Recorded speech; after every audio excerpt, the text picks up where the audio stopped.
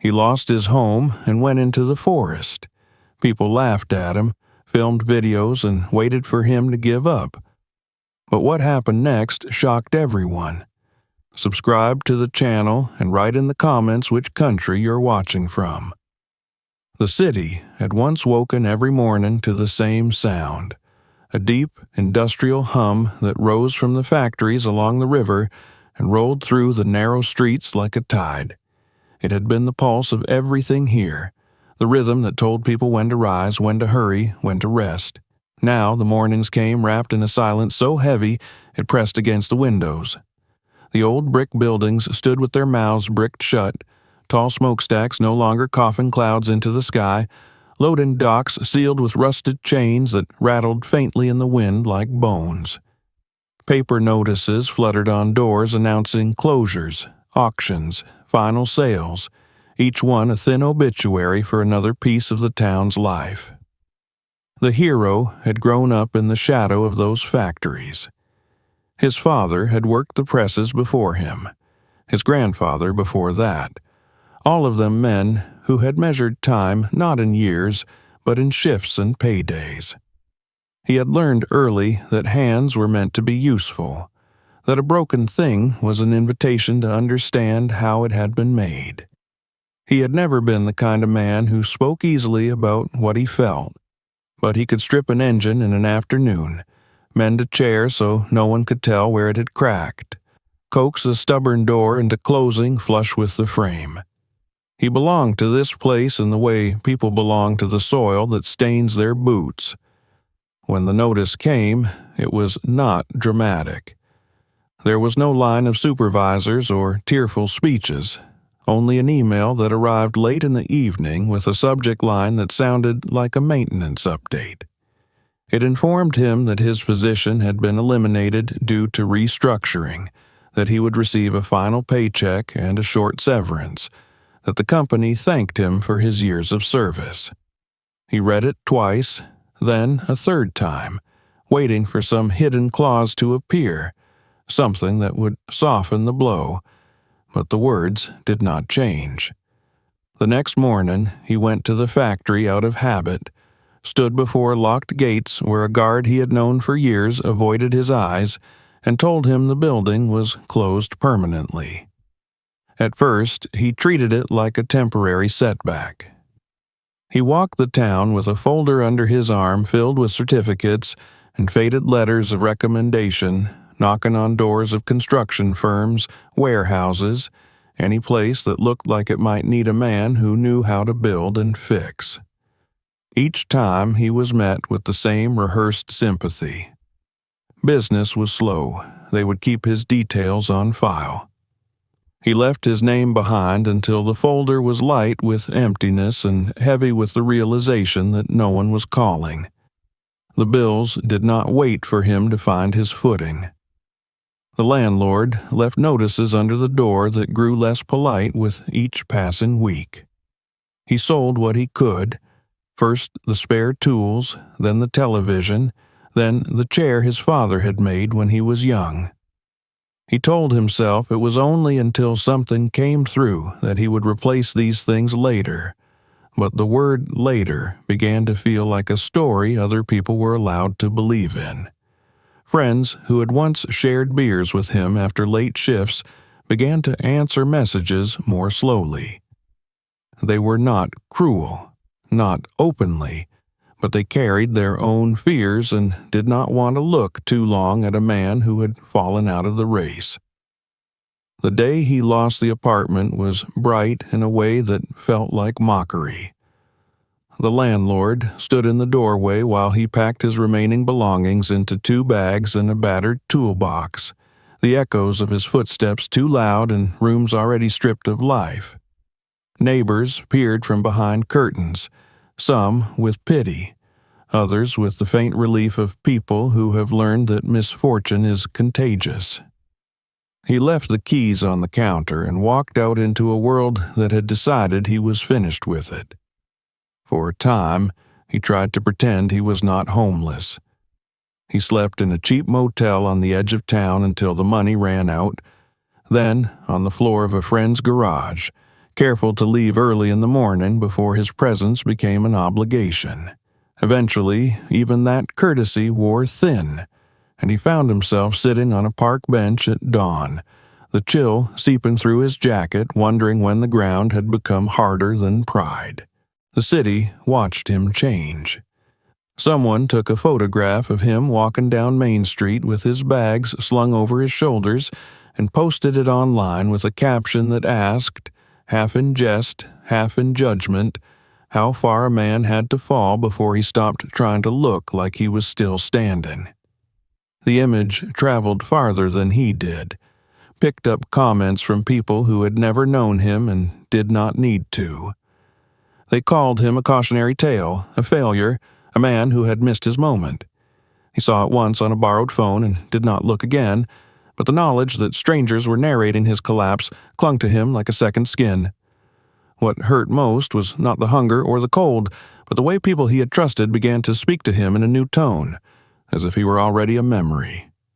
They offered advice that sounded like farewell speeches, told him about opportunities that never materialized, about distant cousins who had moved away and started over. He nodded and thanked them and walked away each time with the feeling that he was shrinking in their eyes, becoming smaller than the space he occupied. It was on one of those long, aimless afternoons that he found himself at the edge of the river that cut the town in two. The water moved steadily, indifferent to the factories that had once fed it waste and warmth, carrying leaves and bits of broken wood toward a horizon he could not see from here. Beyond the last row of abandoned houses, the land rose into a forested ridge, dark and dense and strangely inviting. He had walked those woods as a boy, fishing in the shallows, building crude shelters with his cousins, but he had not been back in years. Standing there now, with the city at his back, and the river whispering its promise of elsewhere, he felt a thought form that was at once absurd and inevitable. He did not announce his decision to anyone. The next morning, he shouldered his bags and crossed the river on foot, following a narrow trail that led away from paved streets and into the tangle of trees. The town watched him go, a solitary figure moving against the current of expectation, and did not bother to imagine what he might be going to do with the rest of his life. The first hours after he left the town were filled with a nervous energy that carried him deeper into the woods than he had planned. He moved along the river bank, following the low rumble of water that now sounded louder without the competing noise of traffic and machinery. The forest was still waking, mist hanging in thin veils between trunks, the ground soft beneath his boots. It was late autumn, the season when everything seemed to be preparing for sleep, and he could feel the urgency of it in the way the air bit at his skin. He did not yet know where he would stop. He only knew that he had crossed a line he could not retreat from, that the city he had left behind was no longer his to return to. By midday, he had chosen a narrow bend in the river where the current slowed and spread, carving small eddies around half-submerged stones. It was not a perfect place, but it had water, sheltering trees, and enough open ground to make a small fire without drawing attention. He set down his bags, collected fallen branches, and built a crude lean-to that leaned more on his determination than on its own strength. That night, he slept in bursts, waking at every unfamiliar sound, his body stiff with cold and the strange vulnerability of being alone in a place that did not know his name. The days that followed were a blur of trial and error. He learned which patches of ground turned to mud after rain and which held firm. He memorized the patterns of the river, the hours when its surface darkened and its voice deepened, the way driftwood collected in certain hollows. He made small improvements to his camp, little gestures of order that felt like acts of rebellion against the chaos of his life. Still, he knew it was temporary. Winter was approaching, and this was no way to meet it. It was on the fifth morning, while he was following the river upstream in search of better shelter, that he saw the log. It lay across a narrow ravine where the water plunged suddenly into a froth of white, a massive trunk that must have fallen in a storm years before. Moss clung to its underside, and its bark had peeled in long, pale strips, exposing a surface worn smooth by time and weather. To anyone else, it would have looked like another piece of forest debris, something to step over or photograph before moving on. To him, it was a revelation. He stood there for a long time, studying the way the trunk bridged the gap, how it was anchored on both sides by living trees whose roots wrapped around it like grasping hands. It was high enough above the water that the spray never reached its top, and wide enough that a man could stand upright along its length. He climbed onto it, testing its give, feeling the deep, solid resistance beneath his boots. It did not shift. It did not complain. It felt, improbably, like a foundation. That afternoon, he began clearing it. He stripped away loose bark, scraping at the patches where rot threatened to take hold, exposing the pale, sturdy heartwood beneath. His hands blistered and split, but he did not slow. He worked until the light failed, then built a small fire at the ravine's edge and stared at the trunk across the gap, as if it were a living thing he had just met and did not yet fully trust. In the days that followed, he returned to the outskirts of the town he had left behind, skirting its edge like a ghost, searching through discarded piles behind closed stores and abandoned houses. He found old windows with cracked frames, lengths of wire, a battered door that someone had tossed out during a remodel. Each piece he hauled back into the forest with a patience born of necessity, tying them into bundles and dragging them along trails only he now used. People saw him passing and took pictures, their lenses catching a man burdened with what looked like refuse, and they laughed at the idea of him building anything out of it. Back at the ravine, he laid out his finds and began to imagine them as parts of something whole. He carved an opening in the trunk just wide enough to crawl through, then widened it carefully, reinforcing the edges with strips of metal hammered flat. He cut channels along the interior to make room for boards that would become a floor, lifting his sleeping place away from the damp wood. It was exhausting work, the kind that emptied his muscles and left his hands trembling at night, but it was also the first thing he had done in months that made him feel undeniably useful. The videos began to appear before he realized he had become a subject. A teenager had filmed him hauling a warped door down a forest path and posted it with a caption that questioned his sanity. Others followed, each clip shorter and sharper than the last, stripping his labor of context until it became a joke in motion. People commented on the size of the log, on the futility of the effort, on how long it would take before the river claimed him. He did not see most of it, but he felt its weight in the way strangers smirked when they passed him on the trail, in the offhand remarks he overheard when he ventured into town for supplies. He kept working. He shaped the interior of the trunk into a narrow corridor that curved gently with the natural line of the wood, a tunnel that felt strangely protective once he stood inside it. He cut openings for the windows he had salvaged, setting them at angles that caught the light without inviting the rain. Each night he returned to his small camp by the river, his clothes damp and his body aching, but his mind alive with possibilities. When he finally slept inside the hollowed trunk for the first time, crawling through the unfinished entrance and stretching out on the rough boards he had fitted by hand, he expected to feel exposed. Instead, he felt the calm he had not known since the factory gates had closed on him.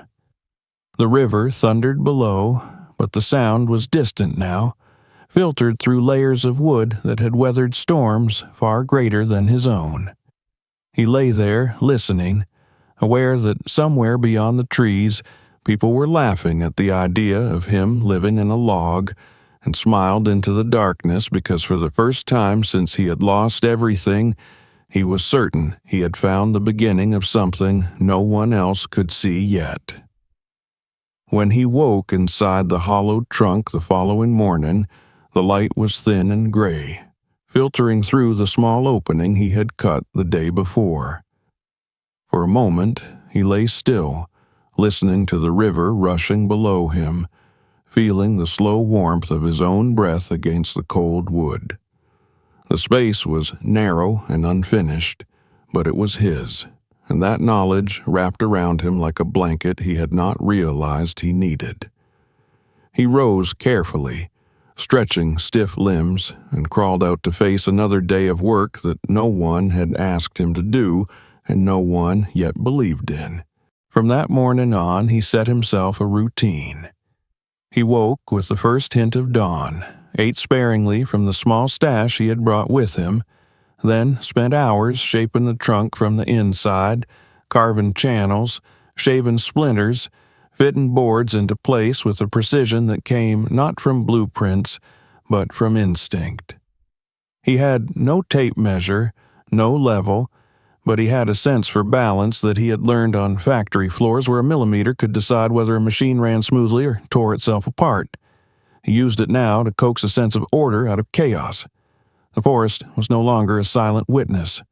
Word of the man building a house inside a log had spread beyond idle curiosity. People came deliberately now, some alone, some in small groups, their phones already raised before they had fully emerged from the trees. They filmed him as he hauled a salvaged window up the rough path, as he balanced on the trunk with his arms full of warped boards, as he knelt inside the log hammering metal flat against the wood. They did not speak to him, or if they did, their words were swallowed by the river, but he saw their smiles, the way they leaned together as if sharing a joke he was not allowed to hear. He built a ladder first, crude but sturdy, wedging its feet into notches he carved in the earth on either side of the ravine. He tested it again and again before trusting his weight to it, feeling the wood flex beneath him, learning where it complained and where it held firm. Once it was in place, he could carry materials more easily, and that alone changed the rhythm of his days. He installed the first window soon after, fitting it into the curved wall of the trunk and sealing the gaps with strips of cloth soaked in resin he had boiled down from tree sap. When the light poured through that pane and spilled across the rough boards of his floor, he laughed aloud for the first time since leaving the town. The laughter from the other side of the lens grew louder. Someone edited a compilation of his early struggles, the slips, the moments when a board refused to fit or a knot would not hold, and set it to jaunty music. It was shared widely, becoming a small piece of entertainment in a world hungry for distraction. He did not watch it, but he saw its echoes in the way people now arrived expecting a performance. They waited for him to fail spectacularly, to drop something into the river, to lose his balance and tumble. Their anticipation hung in the air like the promise of applause after a misstep. Nature did not conspire to make his work easier. Autumn rains soaked the forest, turning the ground into a trap that sucked at his boots and left his clothes perpetually damp. He built makeshift gutters along the top of the trunk to divert water away from the entrance, shaping them from strips of bark and scrap metal, fastening them with wire he twisted by hand. Some nights he fell asleep with his hands raw and bleeding, too tired to care about the way his body protested. Still, he woke before dawn, driven less by stubbornness now than by a growing sense of responsibility to the space he was creating. As the interior of the trunk took shape, it began to feel less like a tunnel and more like a corridor. He added a second window at the far end, smaller than the first, its glass fogging over in the cold mornings until he learned to angle it to catch the sun. He partitioned the space with thin walls, marking out where he would sleep and where he would cook, where he would store the few belongings that had survived his departure from the city. Each change made the place more defensible, more clearly a home, and less an experiment. The nights grew colder, the river louder. He learned the language of the forest in the dark, the different voices of wind in the leaves and water on stone, the way the whole world seemed to breathe around him. It was during one of those nights, when rain drummed steadily on the trunk, and he lay awake wondering how long his supplies would last, that he realized he was no longer afraid of being here. The fear that had followed him from the city had been replaced by something quieter but more enduring, a determination to see this strange project through to whatever end it demanded. On a morning that began like any other, he carried a salvage door up the ladder and into the log, maneuvering it into place with a patience that made the watching crowd restless. He shaved its edges to fit the curved opening he had cut, testing it over and over until it swung smoothly, sealing the interior from the damp air outside. When he finally stepped back and closed it, standing alone in the dim light of his new shelter, the river's roar became a distant murmur. The forest could not reach him in here. He stood in that quiet and understood, with a clarity that startled him, that his house had begun to hold. Once the door could be closed and the interior of the log no longer felt like an open wound to the forest, his work changed in character. The early days had been about visibility, about the crude proof that a man could hollow out a fallen tree and survive inside it.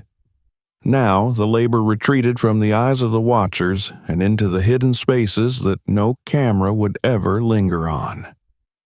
It was here, beyond the curiosity of strangers, that he began to build the true heart of the house. He spent long hours studying the trunk from the inside, running his hands along the curves of its walls, listening to the sound it made when he knocked in different places. Years of working around heavy machinery had taught him that materials spoke in subtle ways if he learned how to listen. A hollow thud could mean weakness. A sharp, ringing knock meant density, strength, something to trust.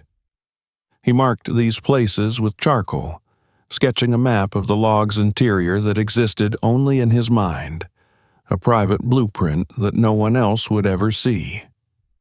The ravine was deeper than it had looked at first.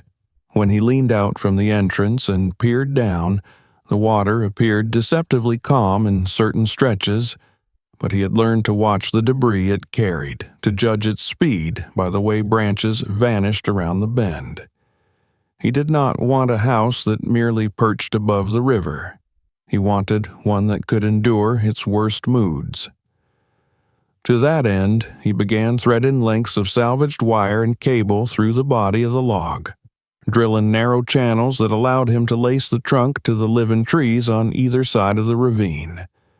He chose those trees carefully, old growth with roots that gripped stone, trunks that bore the scars of storms they had already survived. He wrapped the cables in cloth and bark so they would not chafe, hiding the gleam of metal beneath the textures of the forest. This system of hidden tension was the spine of his creation. He tested it in small ways at first, hanging his weight from different points, bouncing gently to see how the log responded.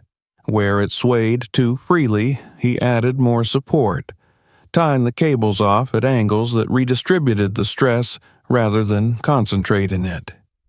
It was work that demanded patience, a willingness to climb down into the ravine and back up again dozens of times in a day, adjusting, tightening, loosening, until the structure settled into a quiet equilibrium. To anyone watching from a distance, it looked like he was simply tying knots and untangling them, a pointless ritual performed by a man too stubborn to admit defeat. Inside the log, he began layering the walls. He packed moss and dried leaves into the spaces between the trunk and the thin wooden panels he had fitted, sealing them behind a second skin of salvaged boards. This was not the sort of insulation he had learned about in textbooks, but he knew from childhood shelters that the forest itself offered materials more forgiving than anything you could buy. He pressed his ear to the wall at night and listened to the wind, gauging where it found purchase, where it slipped through unnoticed. Each morning, he returned to those places with more filler, more makeshift barriers, until the interior took on a surprising stillness.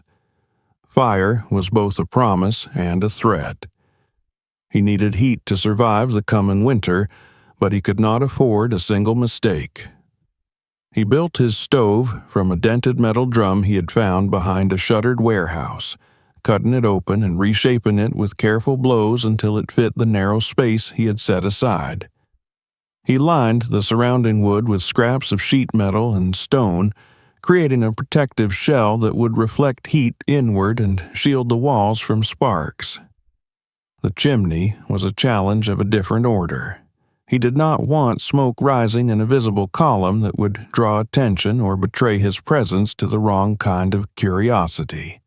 Instead, he ran the flue through a maze of angles inside the trunk before letting it emerge high above the roof, dispersing the exhaust so that it vanished into the canopy. Water, too, demanded its own quiet ingenuity. The river was generous but unpredictable, clouding with silt after heavy rain, carrying the remnants of upstream lives in its flow. He fashioned a filtration system from layers of sand, charcoal, and cloth packed into a series of tubes he mounted beneath the floor. A small pump, rescued from an abandoned greenhouse, drew water upward into sealed containers where it could settle before being used. He tested the system obsessively, watching the clarity of the liquid as it moved through each stage, discarding entire batches when they did not meet his unspoken standard. Power came last, not because it was unimportant, but because it was a luxury he had not dared to hope for at the start. He had found a pair of small solar panels discarded behind an electronics store, their surfaces scratched but intact. He mounted them along the top of the trunk where the sun lingered longest in the afternoon, wiring them to a battery salvaged from a wrecked car. When he flicked the switch for the first time and a faint glow spread across the interior, he sat down on the floor and closed his eyes, overwhelmed by the quiet miracle of light where none had existed before. He built storage everywhere, though you would not have known it from a casual glance. Panels slid aside to reveal narrow cavities in the walls. Sections of the floor lifted to expose compartments where he tucked away food, tools, small objects that had followed him from the city and now seemed like relics from another life. He did not trust appearances, not anymore. He had learned how quickly people dismissed what they did not understand, how easily they labeled something useless or broken. His house would never betray him that way. By the time the first frost silvered the forest floor, the work that mattered most was already done, though no one else could have said what had changed. From the outside it was still a log straddling a ravine, still the butt of jokes and idle speculation. Inside, it had become a network of hidden strengths, a structure that flexed and breathed with the land rather than standing against it. He moved through it now with a sense of ownership that was deeper than pride, a feeling that he had built not just walls and floors, but a small, defiant order in a world that had cast him aside. The first real cold settled into the forest almost without warning. One day, the river still ran brown and swollen from autumn rain. The next, its edges were laced with a brittle sheen that cracked when stones nudged it from below. He noticed it not by the look of the water, but by the way his breath fogged the air inside the log when he woke. A pale cloud that lingered instead of vanishing at once. The forest had entered the season that people in the town talked about with a kind of resigned dread, the months when every mistake was amplified and even the smallest oversight could become fatal. He moved through the house with a new attentiveness, as if the building itself had become a living thing whose moods he needed to understand. He ran his hands along the walls and felt where the cold pressed hardest, marking those spots with charcoal the way he had earlier marked the strong points in the wood. The insulation he had packed into the spaces between panels had been enough for damp autumn nights, but winter demanded more. He added layers, stuffing every crevice he could reach with moss, strips of old blankets, even shreds of clothing he no longer needed. He closed off drafts with careful adjustments to the door frame, shaving and reseating it until it met the curved edge of the trunk with a sigh of displaced air rather than a whistle. The stove became the center of his world. He fed it with the kind of deliberation that bordered on reverence, laying each piece of wood in a pattern that encouraged slow, steady combustion rather than sudden flare. He learned how much heat it could give before the metal grew too hot to trust, and how little he could allow before the interior temperature dipped into the danger zone. At night, he slept in short intervals, waking to check the coals, his dreams tangled with the hiss of embers and the creak of wood contracting in the cold. Outside, the forest withdrew. Birds vanished first, their chatter replaced by a silence that felt almost physical. The ground hardened under his boots, and the paths he had worn into the earth over months of hauling materials disappeared beneath a thin crust of ice. He ventured into the outskirts of town less frequently now, wary of the way his breath plumed in the open and announced his presence. When he did go, he felt eyes on him, not just the lenses of phones, but the more calculating gazes of people who had begun to regard his isolation as a kind of wager. The predictions started circulating in earnest then. He caught fragments of them when he stopped by the library to use a public computer, or when he scrolled through borrowed devices in the shadows of closed shops. They said he would not make it through the winter, that the river would freeze him out, or that the first serious storm would tear his foolish structure apart.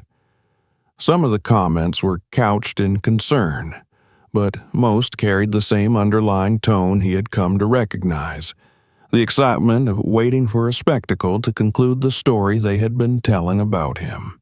He took stock of his supplies and realized how narrow the margins were. Food was the most immediate concern. He had stored what he could, but winter stretched ahead like a test he had not fully prepared for. He began rationing with a discipline that felt almost ceremonial, measuring out portions of rice and dried beans, supplementing them with whatever he could forage in the brief windows when the forest still offered something edible. He trapped small animals when he had the chance, thanking them in his head for the sustenance they provided, and dried what he could above the stove to preserve it. The river changed as the season deepened. It did not freeze solid, not in this narrow ravine where the current was strongest, but it thickened, its surface darkening as ice formed along the banks and crept inward in jagged fingers. He watched it obsessively, marking the water line on the stones below the log, tracking its subtle rises and falls.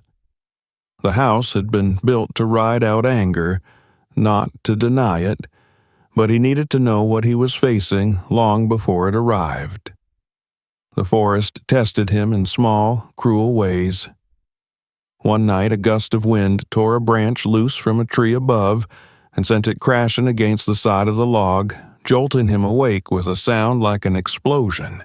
He spent the rest of the night crouched near the door, listening for the next impact, feeling the cables he had hidden in the walls vibrate and then settle back into their tense, quiet hold. Another evening, he discovered that a family of squirrels had gnawed their way into one of his outer layers, forcing him to patch the breach in numb fingers while snow began to fall in earnest. Loneliness crept in alongside the cold. Without the casual intrusion of visitors, the days blurred together, marked only by the rhythm of his own labor and the relentless progression of the season. He spoke aloud, sometimes just to remind himself of the sound of his voice, narrating the work he was doing, cursing softly when something refused to cooperate. In the deepest hours of night, when the wind made the trunk groan and the river roared unseen below, he allowed himself to remember the town, the warmth of crowded rooms and familiar faces, and he felt a twist of longing that surprised him with its force. Yet it was also during those long, isolated weeks that something in him settled into a new shape. He no longer measured his worth against the standards of the place he had left behind. The city had taught him to equate survival with employment, with addresses and obligations, and the ability to explain oneself to others. Here, in the narrow corridor of his log, survival had become simpler and more profound. It was the knowledge that he had built this shelter with his own hands, that every beam and wire and patch of insulation represented a choice he had made in the face of doubt. As the winter deepened, the river began to behave in ways he had not yet seen. It rose after days of unbroken rain, its voice growing louder, more insistent, carrying with it the dull thunder of debris colliding in the dark. He marked the water line again and saw that it had climbed higher than it had in any of his previous records. He told himself it was temporary, that the forest was only rearranging itself as it always did, but the thought lingered, unwelcome and heavy, that the season had not yet shown him its worst. He had been watching the river for weeks, long enough to sense when its moods shifted in ways that were not part of the ordinary winter cycle. The rains came first, steady and unrelenting, soaking the forest until the ground could no longer absorb what fell from the sky. He listened to the change in the sound of the water from his bed inside the log, the way its murmur deepened into a growl that filled the ravine and crept into his dreams. Each morning, he climbed down to the stones below and marked the new line with a piece of charcoal, a private ritual that had become a form of prayer. The marks climbed faster than he liked. Where the water had once lapped at a flat rock near the bend, it now swept over it entirely, swirling in eddies that gnawed at the banks. He traced the cables that tied his house to the living trees and felt their tension increase, the whole structure leaning imperceptibly into the pull of the current. He tightened what he could, added fresh bindings where the bark had begun to wear away, and moved his most precious supplies into the hidden compartments beneath the floor. He did not panic, not yet, but he prepared with the calm of someone who understands that denial is more dangerous than fear. The night the flood truly began announced itself not with violence, but with a terrible steadiness. The rain had fallen all day, a gray veil that blurred the forest into a smear of dark shapes. At dusk, he made his rounds through the house, checking the stove, securing the door, adjusting the ventilation, flaps so the interior would not fill with damp. By the time he lay down, the river had become a single, unbroken roar, a sound that did not fade when he closed his eyes. Sleep came in fragments. Each time he drifted off, he dreamed of motion, of being carried along on a current he could not resist, and each time he woke, he found the house trembling gently around him. The vibrations were subtle, more like the purr of a great animal than the shudder of something about to fail, but they were constant, a reminder that the world outside had entered a state that did not consider his comfort. He rose in the darkness and moved through the narrow corridor, feeling the walls with his palms, noting where the cables sang faintly with strain. Sometime near dawn, a new sound joined the chorus of the river. It was the hollow, echoing crack of wood breaking somewhere upstream, followed by a deep splash that he felt more than heard. He climbed to the entrance and peered out into the rain. The ravine below was unrecognizable, its familiar stones swallowed by a torrent thick with branches, whole trees spinning end over end like toys. The water had climbed to a point he had never marked, and it was still rising. He did not waste time on what might have been. He returned to the interior and checked every point he could reach, tightening knots with numb fingers, reinforcing the door with a length of wire looped through its frame. He fed the stove carefully, not to warm himself, but to keep the metal from cooling too far, knowing that contraction could be as dangerous as heat in these conditions. Then he sat and waited, the house swaying slightly beneath him, a pendulum suspended above chaos. In the town, the flood was making headlines. Roads were washed out, basements filled, small outbuildings lifted from their foundations and carried away. Images circulated of muddy water surging through backyards and under bridges, of people standing in doorways with stunned expressions as their possessions disappeared downstream. Among the comments that followed these updates, someone mentioned the man in the forest, the one who had built a house in a log over a ravine.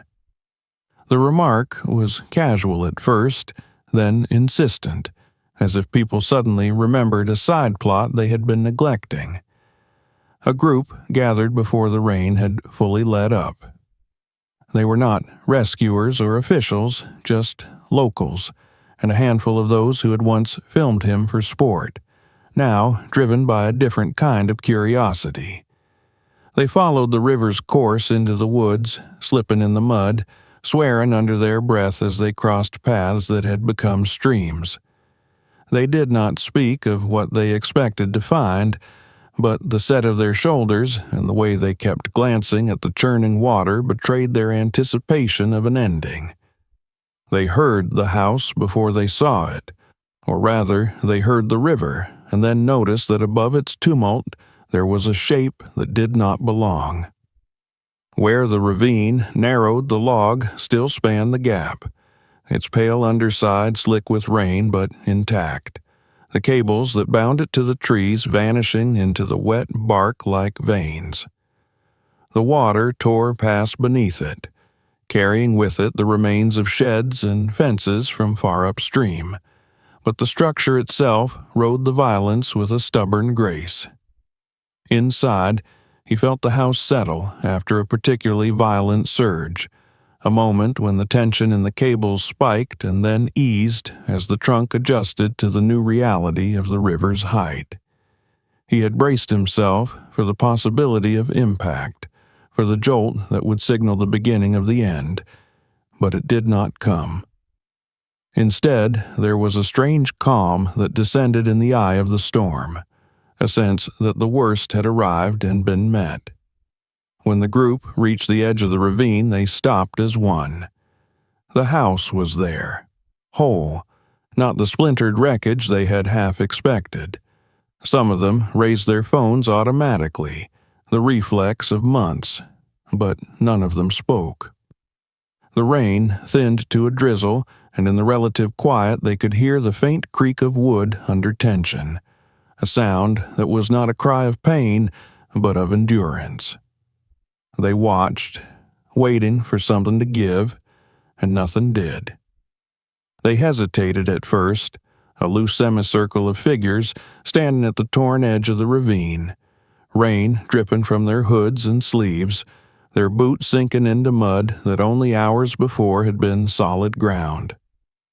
The river thundered below them, but it was no longer the only sound that mattered. The log house was there, undeniably real, a pale arc suspended above a chaos that had swallowed everything else in its path. Someone stepped forward, then stopped, as if the idea of approaching it required a new kind of courage. Inside, he had been listening to the unfamiliar quiet that followed the surge. The river still raged, but the violence of its arrival had passed, replaced by a sustained, brutal flow that he knew could last for days. He had expected exhaustion to take him when the danger eased, but instead he felt a tightening in his chest, a prickling awareness that he was no longer alone. He could sense movement beyond the walls, not the random shifts of wind and water, but the cautious tread of human feet. The door opened slowly, the metal hinges whispering as they gave way. He did not move at once, wanting to be certain of what he was seeing, and when he did stand, he did so deliberately, stepping into the small pool of light cast by the solar-powered lamp overhead. The first faces that met his were drained of their usual expressions. The easy amusement, the practiced smirk of people who had come to observe a curiosity, were gone. In their place was a kind of blank astonishment, a pause so complete it seemed to stretch the air between them. They entered, one by one, their bodies awkward in the narrow space, eyes darting from wall to wall as if searching for the trick that would explain what they were seeing. The interior was warm, the heat from the stove lingering even now, and the air was dry in a way that felt almost obscene given the torrent raging just beyond the door. Water beaded on their jackets and fell to the floor, but the boards absorbed it without complaint, the hidden drainage channels carrying it away to places they could not see. He watched them discover the details he had labored over in secrecy. They noticed the windows first, the way they were set into the curve of the trunk to catch the dim winter light without exposing the interior. Then the shelves, fitted so precisely into the walls that they seemed to have grown there. Someone brushed a hand over the metal shielding around the stove and flinched at its warmth, as if expecting it to burn. Another crouched to peer at the base of the wall where a narrow vent whispered softly, circulating air with a steadiness that defied the chaos outside. A panel slid open by accident, the result of a careless shoulder brushing against the wall, and the room seemed to hold its breath. Inside the narrow cavity were jars of dried food, carefully labeled, their contents arranged with a discipline that spoke of long planning and even longer patience.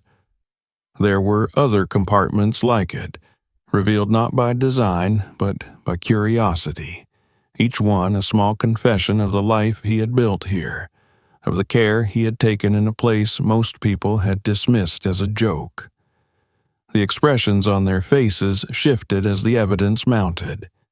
Confusion gave way to something more difficult to name, a mixture of respect and embarrassment that hung between them like a weight.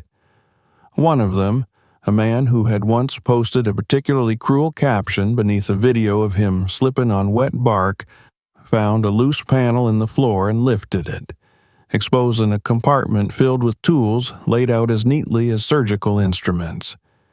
The man closed it again without comment, his ears red. Outside, the river continued its assault, but here inside the log it might as well have been another world. The house did not creak or shudder now. It breathed, a subtle rhythm of tension and release that was felt rather than heard. He realized as he watched them that he had not simply survived the flood. He had anticipated it, met it on his own terms, and that understanding was slowly dawning in the people who had come expecting to witness a failure. The phones were out again, but the way they were held had changed. There was no jockeying for the best angle, no whispered jokes about capturing the moment. Instead, they filmed in silence, panning slowly across the space, lingering on the details that told the story he had never bothered to explain. The comments that would follow these images he could not predict, but he knew they would not be the same ones that had accompanied the early days of his labor. One of them discovered the water filtration system beneath the floor, tracing the path of the tubes with a finger, marveling aloud at the clarity of the water that pooled in a sealed container. Another found the battery bank tucked into a recess behind the stove, its indicator light glowing steadily despite the gloom outside. Each revelation added another layer to the dismantling of the narrative they had built about him, the one in which he was a man playing at survival rather than mastering it.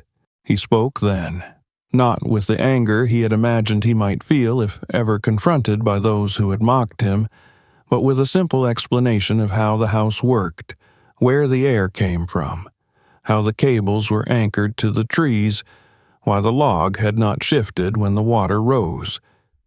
His voice was steady, almost conversational, and as he talked he saw their shoulders relax, the tension easing from them as they began to understand that this was not magic or madness, but the result of thought and effort carried to their natural conclusion.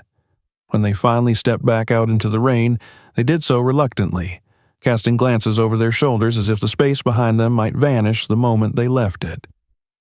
The river roared just as fiercely as before, but now it seemed contained, framed by a structure that refused to yield.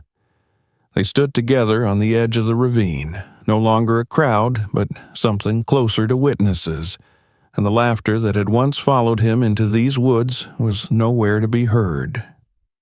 The rain eased over the next day, thinning into a mist that drifted through the trees like smoke, but the river remained swollen and furious, as if it had not yet accepted that it had failed to claim what it had come for. The water line stayed high for hours, licking at rocks that usually stood dry even in spring, carrying branches and splintered boards in a constant, relentless procession. He watched it from the doorway of his log house with a calm that felt unfamiliar, not because the danger had vanished, but because he had met it and remained standing. By evening, the first videos made their way back into town. They were not the short mocking clips that had once circulated like cheap entertainment, the ones cut to music and captions that invited strangers to laugh at the audacity of a man trying to build a home from trash. These new recordings moved slowly, almost reverently, lingering on the doorway, the warmth visible in the faint shimmer of air escaping into the cold, the dry boards beneath their boots, the steady glow of light where no power lines ran. In them the river's roar sounded like a warning and a triumph at once, and the house stood above it with a stubborn grace that made the footage feel less like a stunt and more like evidence. The shift in tone was immediate. People in town watched the same man they had dismissed now moving through the interior of a house that looked nothing like the crude shelter they had expected. They saw shelves, insulation, a stove that burned cleanly, a filtration system that produced clear water in the middle of a flood. They saw how the log was anchored, how it flexed with the pull of the cables rather than snapping against it. And perhaps, most unsettling of all, they saw that he did not perform for the camera. He did not smile at the attention or gesture for approval. He simply lived inside the result of his work, as if that had been the point all along. In the comment sections, old jokes resurfaced, but they were drowned quickly by a different kind of reaction. Some people wrote that they had been wrong, plainly and without flourish, as though admitting it was the only honest response left. Others tried to explain away their earlier cruelty, claiming they had only been teasing, that it had been harmless fun, but their words rang hollow beside the footage. A few deleted their old posts entirely, scrubbing their histories clean, as if shame could be erased with a click. Yet screenshots traveled, as they always did, and the town learned again that the internet did not forget. It only waited for context to make its cruelty undeniable. He was aware of the attention without seeking it. When he ventured to the outskirts of town for supplies in the days after the flood, people turned to look at him in a new way. The smirks were gone. The casual condescension had been replaced by an awkward respect that made them avert their eyes as often as they held his gaze. A man who had once shouted something crude at him from a truck now hesitated at a distance, as if uncertain whether he had the right to speak at all. An older woman, who had always watched him from her porch with a guarded expression, nodded once, a small gesture that felt heavier than words. Offers began to reach him, carried by acquaintances and strangers alike. Someone proposed an interview with a local paper, framing it as an inspiring story the town could use in a bleak season. Another person offered money, pressed into his hand with an embarrassed smile. A construction company owner sent word that there might be work for him if he was willing to come back. The attention arrived wrapped in different disguises, but beneath it he sensed a familiar hunger, the urge to turn his survival into something consumable, a narrative that could be packaged and shared. He did not reject everything, but he did not accept blindly either. The city had taught him what it meant to become an object, to be spoken about rather than spoken to, and he was wary of stepping back into that role. He accepted supplies when they were practical: bundles of insulation, a box of nails, a coil of durable rope, things he could use to strengthen the house further. He turned away the offers that felt like attempts to buy his gratitude, to make him part of someone else's redemption. He did not want to be a symbol for anyone. He wanted to remain a man who had built a shelter because he had needed it, nothing more. The flood receded slowly, leaving behind a scarred landscape. Along the river banks, debris collected in tangled heaps, furniture and broken fencing and fragments of lives carried from upstream. The town counted its losses in soggy piles left at curbside, in ruined basements and warped floorboards, in the bitter smell of mud that lingered long after the water retreated. Against that background, his house stood as a quiet contradiction. It had not been designed to impress, yet it had endured what so many conventional structures had not. That fact gnawed at people. It made them question the confidence with which they had dismissed him, the ease with which they had laughed at something they did not understand.